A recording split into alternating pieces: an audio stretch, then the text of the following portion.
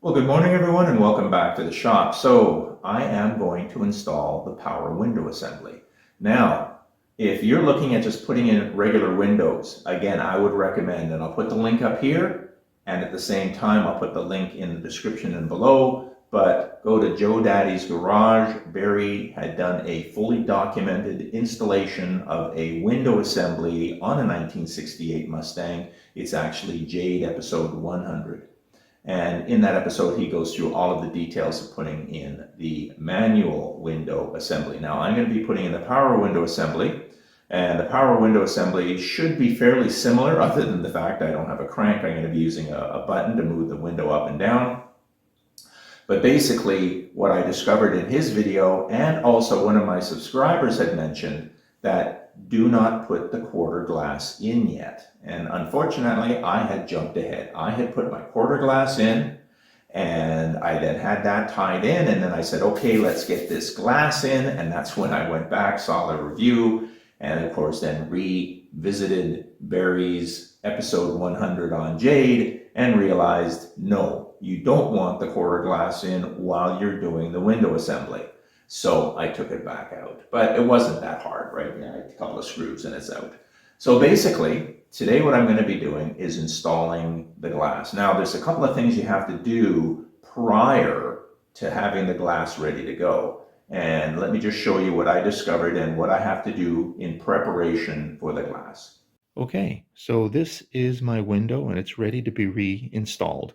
Now, the first thing you need to do is you need to remove this piece from your window if you haven't already done that. In my case, I had to drill these screws out, and the reasoning is it's 50 years old. This was all rusted and seized in there, and you can see by the clips that were originally in there, there was no way I was going to get that screw out. So I drilled the tops. I was able to then remove the piece. I marked its orientation, you can see with the up arrows.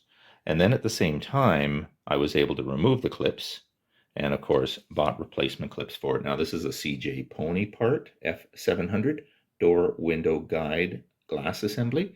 But basically, I'm quite sure all of the other distributors sell it as well. Now, a little different over here, this is actually a welded in nut. Now, the good news is I still had to drill it because I couldn't remove it. But once you drill the top, you're able to then use vice grips and extract the bolt from the bottom, because what you're doing is you're not going to pull all that crappy thread through the nut. You're backing it out, which means you're going to just take the clean thread, which has been sealed, through the nut backwards. So this one's clean now. These two just need to be putting this piece in. And of course, as you are seeing in my video, this piece needs to be put in the door once all of the electric windows are installed. This needs to go in, and then you lower the glass into the door. And then when these holes align at different points in time, that's when you drive the screws through to lock the window to the track. Okay, those were a mess. After 50 years, they were full of crusty, waxy buildup, and all cleaned out. Now, used a steel brush, stainless steel brush. I used some methyl hydrate as a solvent. I guess I could have used anything else, but basically it worked really well. Cleaned all the channels out, so everything is nice and spotless inside now, so all the crap is gone. Now, as far as lubrication, everything I've read has said just use grease. So I'm just going to use my wheel bearing grease, which is a high heat, where it doesn't come off of anything. And I'm just going to re-grease everything when it's all ready to go back together. But now I have the guides and channels ready. I can now turn my attention back to the door. So the problems start already. So this is the passenger door, which is the original door. Now you can see this slotted hole. Now that slotted hole holds part of the track. And inside, I know you can't see because it's a little dark in there, but inside is the second pin, which holds the track as well. Now we're back on the other side. Now this is an aftermarket door, and I've made a comment before on how flimsy this door is. Well, the other thing is it does not have the hole cut into it to mount the slider for the window. So the internal part that bolts on. Now they do have the bracket there. You can see the bracket. That's where part of the slider bolts onto, but the other comes out through the body here, and there is nothing for it to come through. Now, there is a spot weld here. Don't mistake that spot weld as a mark for this hole. It is not. This is 2 5/8 inch center, right? Or 2.5 inches to the top, but 2 5/8 to the center, and then 1 inch in from the side at the beginning of the slot. So I'm going to drill a hole on the center on one side, on the other side, then use a file to round this out because I do need adjustment.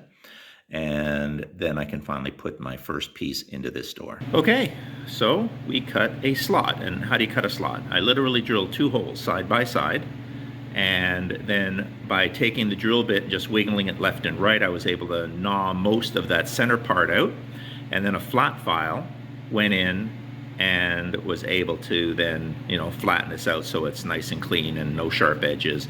And then of course I threw a little paint in there. So let's put the bracket in and see how it aligns to the 3 points. Point 1 will be here, point 2 is inside the where that bracket is, and then point 3 is on the inside of the door, and I'll show you that in a minute. Okay, so following Barry's guidance, the first track that's going to go in is the inside track, and the inside track is oriented this way in the door, and it sits just like that in the door, but of course inside. It has the bolt there, and that one is the one that I just cut the slot for.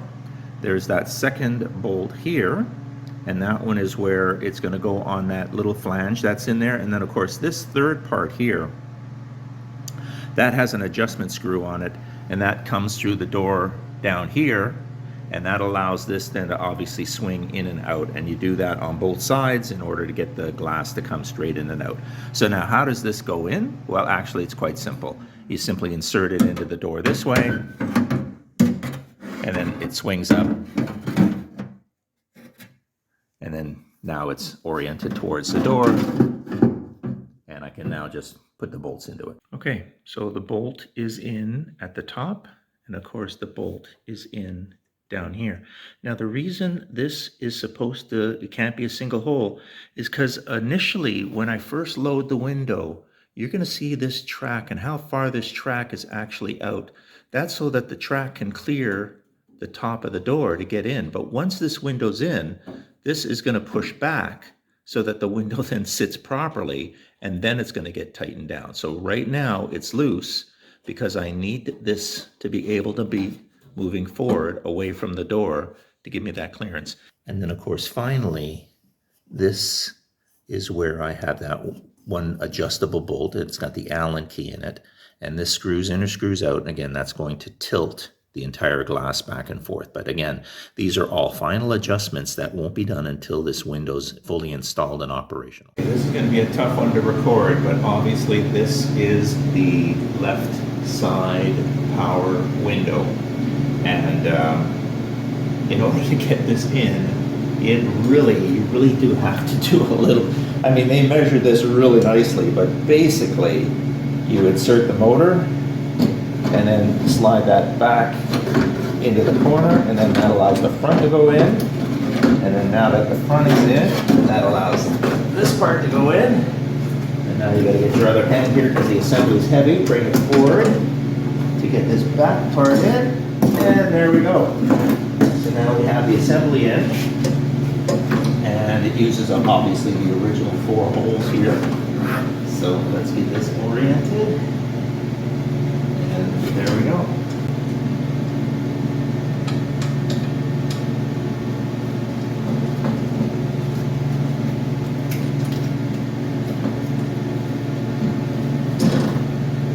Okay, so now the mechanism just hanging on the 2 bolts. I'm going to thread the other 2 bolts in.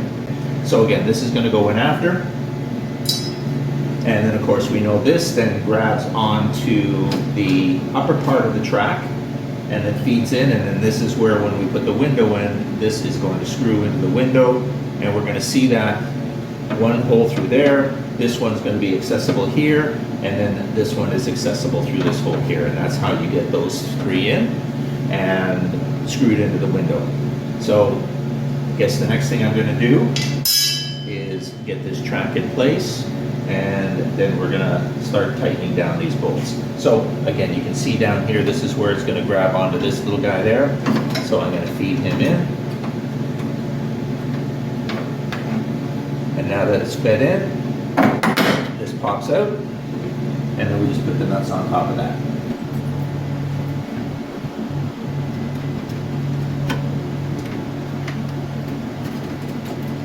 So what that in essence does then is that swing arm is now locked into this. So when this moves up and down, it causes the other side of the swing arm to either lift or lower. Now just to give you a point of reference on how this works, this is the original door assembly for the window. As you can see, it's obviously the crank, but the bolts go exactly where the bolts went on the other one. You've got the same arm inside as you do here. And of course, what I've just done is I put in this one channel bracket, which is going to lock this one arm. But the key to that one arm is that when this moves up, because that's what the assembly does, this one's going to be trapped. So if this is trapped, what's going to happen is it's going to do this, right? Because this is trapped in this channel. So as this goes up or down, you can see that that is going to lift or lower the glass. So basically what I'm going to be doing now is I'll tighten this down. I'm going to do some of the electrical. I'm going to get the electrical connection to the motor. I'm then going to bring out the electrical connection that I need to actually operate the switches. And I needed to put the motor in first because I now need to route the wiring to make sure the wiring doesn't get anywhere near any of the mechanisms inside that could cause it to, be cut, like the guillotine here, or obviously in any of the worm gears in the bottom. So I'm going to have to get the electrical out so that I have my switch connected to the motor, and then we'll be able to operate this and move this up and down. Now what I need to do, of course, is take this piece off, which we recognized earlier as being what screws to the bottom of the glass, and I'm going to need this now to mount onto this unit to make sure that it's done. I'm then going to raise the glass. I'm going to power this up. I'm going to raise it up so that we get it to about here. Because as you can see, that's where my 3 holes are in the door. That allows me to put these bolts through, right? And that'll allow me to tie the glass to this arm. And then that'll be the last step in the glass. So in fact, putting these things in the door, when you understand how they work, it's actually not that complicated. So we'll get this installed, we'll get the power hooked up, we'll get this up and down a few times to make sure everything's good, and then we'll put the glass in. Okay, so the next step is obviously, as I said, I need to get this wiring out here someplace because this is where the remote goes. And how do I know that? Well, because when we take a look at the panel itself, when the panel goes in, obviously there's the one hole aligns. This is, to open up the back, to open up the door. This other hole down here is where the original crank would be. And you'll notice there's no hole here. I have a remote mirror. So before I do anything, what I need to do is take this panel, take it into the back, take the old panel, place it on top, make sure all of those holes align, and then I'm going to mark and cut the hole for the window remote so that that is already done. Then the next thing I'm going to do is, once I have the new panel ready to go, is I'm going to take this new panel and I need to cut a hole in it so that this then sticks through. The mounting bracket attaches to it, so this becomes part, like it's sandwiched in between, as you can see. And then where this ends up in here, I'm probably going to have to take some of the metal out of the door, probably about this much, just so that the back of this doesn't interfere. And then that allows me also to bring the wire up and through here. And that'll be a safe spot for it, because although the quarter window comes in and the quarter window comes down and the bottom of the quarter window locks in here, and this again is where it adjusts. This is where you swing everything, remember? The back and the front swings the window, but I can't do any of that until the roof is in, because the door needs to be closed with the roof, and then you swing the glass in so that it seals against the window, or it seals against the roof and the A-pillar. So again, none of that's going to get done, but what I can do is I'm going to remove some of this, and it makes sense that if this hole here is the hole that aligns here, as we can see, and again, let's get that out of the way just temporarily. So let's do that. If this hole, which it does, there it is there, then it makes sense for me to move this forward, to bring this about as forward as it can go, and cut into the area of the door over here that is away from the brackets and stuff. So I'll probably, like I said, I'll probably take out this area here. It's all covered by this panel anyway, so it doesn't matter. But if I take this section out, that'll give me lots of clearance. I'll be able to bring the wiring up. I'll be able to bring the wiring through this hole here. So this is why you don't throw anything away. So original panel, I've aligned the holes perfectly. So our original holes. This is where the remote for the mirror was in the original car. What I have done is I put a piece of tape on my new piece because I wanted to mark it without accidentally marking the new piece. I don't think there's a lot of tolerance here, but now that it's marked, I now know where it's going to go. I'm going to go back and measure to make sure that the hole I cut in the new piece is only as big as needed so that I can put it in. Then we're going to get rid of this piece, and then I'm going to go get the template and I'm going to place or cut so that we're going to put the switches about here. Okay, tools needed. Obviously the template. The template they gave me, they wanted me to cut out the dotted lines, which I did, but unfortunately on the back, this sticks out here. You see those little tabs? So I've implemented those into the cutout, and therefore that transferred onto my new panel. So I'm going to be cutting along that solid line. Now, as far as the hole up in here, this is the original piece, or sorry, this is the new piece that obviously screws in and it'll have that finished look. So I'm going to get a brand new X-Acto blade and we are going to cut very carefully around that outside edge. And the same thing here. Now, in order to stop slip, I have a steel ruler, and that'll allow me then to work the blade without wandering outside. I don't care if I cut inside, but I don't want to cut outside, so I'm going to protect the outside with the steel. So we're going to cut this, we're going to cut that. Okay, before we get started, I have to make a quick correction. The hole that I cut here wasn't big enough. It actually is countersunk. Do you see how there's that countersunk area? The hole needs to be big enough for that countersunk area, not just for the threaded rod. So I had to recut this. Easy to do. I just put masking tape over it again. I did the same trick I did last time. I got a socket that's the same size of the hole I want to cut. I laid it out, drew a circle, and then cut it. So that's number one. Number two is that this hole here now is exactly the way I want it. So this snaps in, and now that's perfectly flush. And this is where the switches will come in. Now, I'm not going to mount this yet because I'm now going to use this door. I'm going to put the panel in place and use this now as my template to cut the steel door.